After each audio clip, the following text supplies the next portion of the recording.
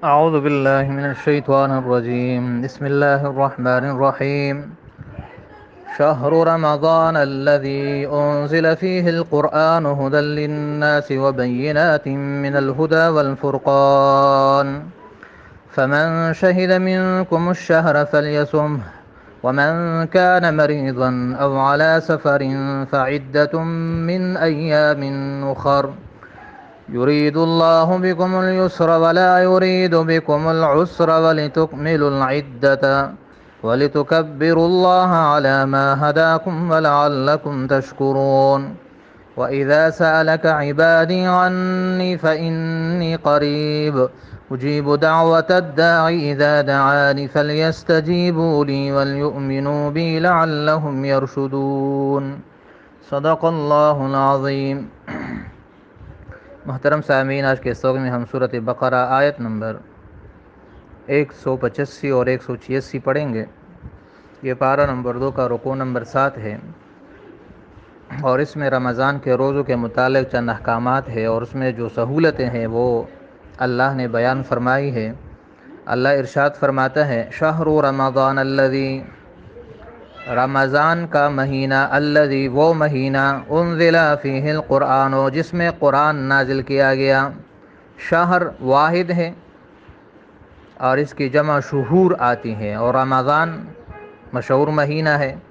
شہر رمضان الذی، مہینہ اس رمضان کا، الذی انزل فیہ القرآن جس میں قرآن نازل ہوا ہے، ھدی للناس، اس حال میں کہ وہ ہدایت ہیں، للناس لوگوں کے لیے، وبینات اور واضح دلیل ہے اس میں، من الہدی والفرقان، ہدایت کی اور حق و باطل میں فرق کرنے کی.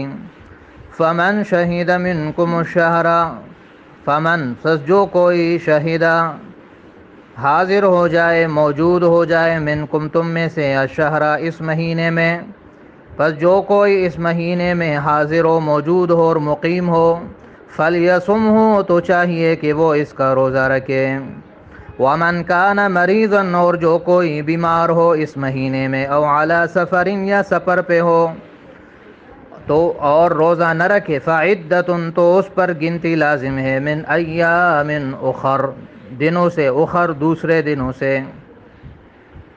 یرید اللہ اللہ چاہتا ہے، بکم الیسر تم پر آسانی، ولا یرید بکم العسر اور اللہ تم پہ تنگی اور مشکل اور دشواری نہیں چاہتا. ولتکملوا العدۃ اور یہ سہولت اور یہ احکام اس لیے، لتکملوا العدۃ تاکہ تم گنتی پوری کرو، ولتکبروا اللہ اور تاکہ تم اللہ کی بڑائی اور عظمت بیان کرو، علی ما ہداکم اس پر کہ اس نے تمہیں رہنمائی کی، یعنی یہ قضا اور فدیے کے طریقے سمجھائے، ولعلکم تشکرون اور تاکہ تم شکر کرو کہ اس نے تم پر آسانی کی. وَإِذَا سَأَلَكَ اور اے میرے نبی، اذا جب سألک پوچھے آپ سے، عبادی میرے بندے، عنی میرے بارے میں کہ میں قریب ہوں یا دور ہوں، فإنی قریب تو آپ فرما دیجئے کہ بے شک میں ان کے قریب ہوں. اجیب دعوت الداعی میں قبول کرتا ہوں دعا کرنے والے کی دعا، عبادت کرنے والے کی عبادت، پکارنے والے کی پکار. اذا دعانی جب بھی وہ مجھے پکارے، فلیستجیبوا لی تو چاہیے کہ وہ بھی میری دعوت قبول کرے، میری بات قبول کر لے، ایمان کی دعوت قبول کر لے، ولیؤمنوا بی اور مجھ پر ایمان لائے، لعلہم یرشدون تاکہ وہ ہدایت پائیں. محترم سامعین، آج کا سبق آسان ہے اور مختصر ہے. پہلی آیت میں رمضان کے متعلق چند احکامات ہے، اور اس میں پہلا حکم یہ ہے کہ رمضان بڑی فضیلت والا مہینہ ہے، کیونکہ اس میں قرآن جیسی عظیم الشان کتاب نازل ہوئی ہے. اور پھر آگے ایک حکم یہ بیان کیا گیا کہ جو اس مہینے میں زندہ ہو، موجود ہو، مقیم ہو اور صحت مند ہو تو وہ چاہیے کہ اس کے روزے رکھے، یعنی یہ روزے اس پر فرض ہے. اور جو کوئی بیمار ہو یا سفر پہ ہو تو وہ قضا رکھ لے بعد کے دنوں میں، جتنے اس نے روزے کھا لیے قضا کر لیے تو بعد میں اتنی ہی روزے وہ پوری کر لے۔ بیماری اور سفر سے کون سی بیماری اور سفر مراد ہے؟ تو بیماری سے مراد ہر وہ بیمار ہے کہ اگر وہ روزہ رکھے تو اس کے جان کا خطرہ ہو، موت کا خطرہ ہو، یا کسی عضو کے تلف ہونے کا اور ضائع ہونے کا خطرہ ہو، یا ایسی بیماری ہو کہ اگر وہ روزہ رکھتا ہے تو اس کی بیماری میں اضافہ ہو جاتا ہے اور جو ناقابل برداشت بن جاتا ہے، یا کوئی ماہر طبیب کسی بیماری کی وجہ سے کسی مسلمان کو یہ نصیحت کرے کہ آپ روزہ نہ رکھے، جیسے آج کل شوگر یا بلڈ پریشر یا اور ایسی بیماریاں ہے کہ جس میں وہ بہت زیادہ اس کو میڈیسن لینے کی یا پانی پینے کی ضرورت ہوتی ہے۔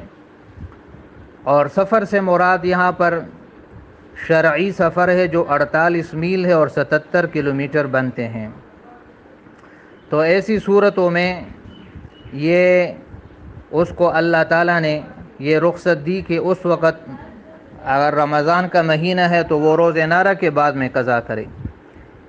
تو یہ مسئلے یاد رکھے، شیخ فانی یعنی ایسا بوڑھا جو بالکل روزہ نہیں رکھ سکتا اور قضا بھی نہیں رکھ سکتا، وہ فدیہ دے گا۔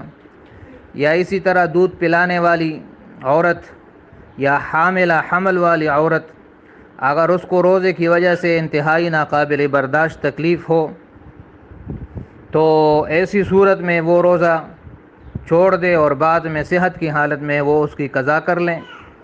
اور اگر قضا کرنے کی امید بھی نہ ہو تو پھر وہ فدیہ دے، جو ایک مسکین کو کھانا کھلانا ہے، یا 2 کلو گندم، یا اس کی قیمت آج کل 100 روپے تقریباً یہ بنتے ہیں۔ اللہ آگے فرماتے یہ جو احکامات ہیں یہ تمہارے آسانی کے لیے ہے، نہ کہ تمہاری مشکل اور دشواری کے لیے۔ اور پھر آگے بڑی خوبصورت بات بیان کی گئی ہے کہ یہ جو احکامات تمہارے لیے مقرر کیے یہ اس لیے ہے کہ تم گنتی پوری کرو اور اللہ کی بڑائی اور عظمت بیان کرو اور اللہ کا شکر ادا کرو۔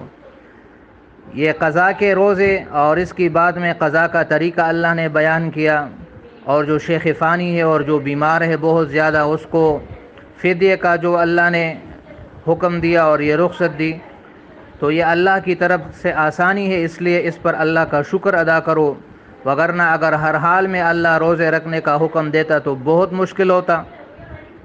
تو یہ اللہ کی طرف سے آسانیاں ہے اور نرمیاں ہے، جس کی وجہ سے انسان کو اللہ کا بہت زیادہ شکر ادا کرنا چاہیے۔ آگے آیت نمبر 186 میں کچھ صحابہ نے نبی علیہ السلام سے پوچھا کہ یا رسول اللہ، ہمارا رب کہاں پر ہے؟ اگر وہ ہم سے دور ہے تو ہم اس کو زور سے پکاریں، اور اگر نزدیک ہے تو آہستہ پکاریں۔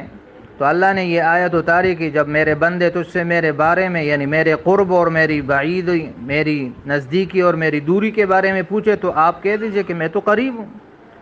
جیسے دوسری جگہ پر ہے کہ نحن اقرب الیہ من حبل الورید، کہ میں تو ان کو شارک سے بھی زیادہ قریب ہوں۔ لہذا جب بھی وہ مجھے پکارے، میری عبادت کرے، جہاں سے بھی پکارے، جیسے بھی پکارے، جس زبان میں بھی پکارے، میں ان کی پکار کو سنتا بھی ہوں، قبول بھی کرتا ہوں۔ لہذا ان کو چاہیے کہ وہ بھی میری پکار اور میری دعوت قبول کرے اور مجھ پر ایمان لائے۔